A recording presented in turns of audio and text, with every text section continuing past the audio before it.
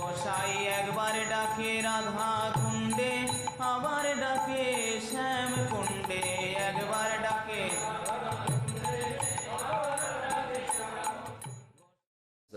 As the ages come down, the attainment for man goes up.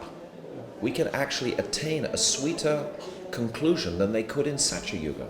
Even though in Satya Yuga there was 4 brilliant qualities through that age. The first is Shantaha.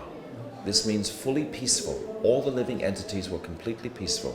Then there is Somaha. They were freed from the modes of material nature. Then there is so hard. They were friendly with all living entities. Then there is Niravaha. They were totally unenvious. So can we even conceive of a world fully absorbed in these 4 wonderful qualities of tranquility, you can say? And then in the next age, in Treta Yuga, there were only 2 good qualities. They would realize what is pure religion, and they knew how to worship the Lord. These 2 qualities were present.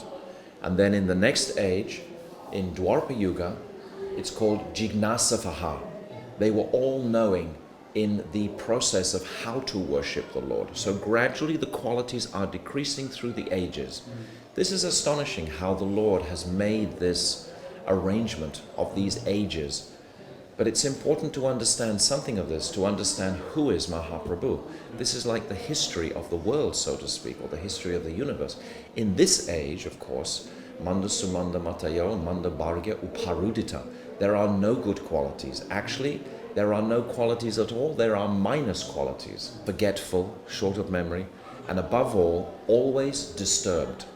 In this age, this is the nature of the age. The mind is always disturbed in this age. So this is its nature. But if we take shelter of this supreme personality, we can cross over this ocean of disturbance, and we can actually find this sweetness of intimate relationship with the Lord through service. So this is what Mahaprabhu has come to reconcile. So through these 4 sampradayas, the Ramanuja, Madhvacharya, Vishnu Swami, Nimbaditya, which are represented by Shri or Lakshmi in the Ramanuja, Lord Brahma in the Madhva, Lord Rudra, Shivji in the Vishnu Swami, and the Kumaras in the Nimbaditya Sampradaya. So these 4 sampradayas are established that anyone who wants to attain the supreme conclusion must go through one of these schools of thought.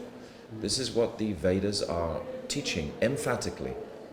You can't just make up your own religion and own philosophy like we do today in so many places. It has no foundation according to these 4 schools of thought. So when Mahaprabhu advented, he took 2 teachings from each of those schools to create the most amazing or astonishing conception called Achintya Beda Abeda Tattva, that we are one with Krishna, yet simultaneously we are different. It's so simple, really. It's very simple.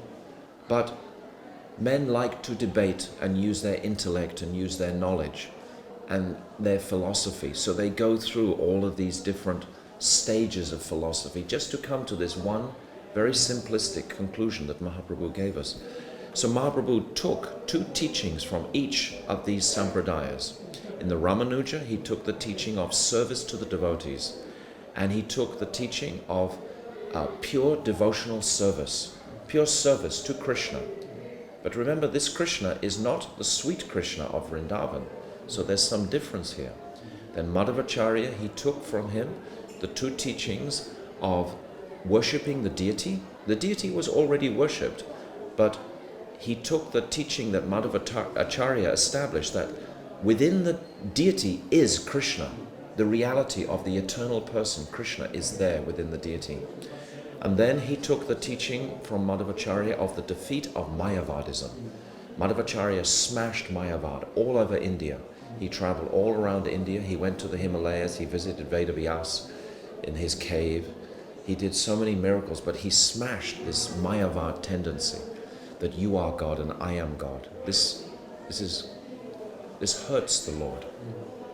And then Vishnu Swami, he took from him the teachings of direct service to God, to Krishna, concentrating on Krishna, and he took the teachings of what is called Rag Marg, this path of spontaneous attraction.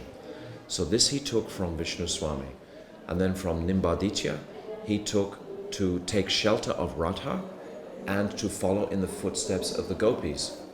So this would seem very close to the conclusion of the Gaudiya Vedanta philosophy. But actually this does not include the most important principle that is called parakya. This parakya mood is a mood of unwedded love. In wedded love, it's called svakya. Sva means own.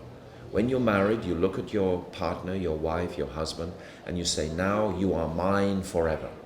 There's some actual boundary there. And it's necessary in society. It's morally correct.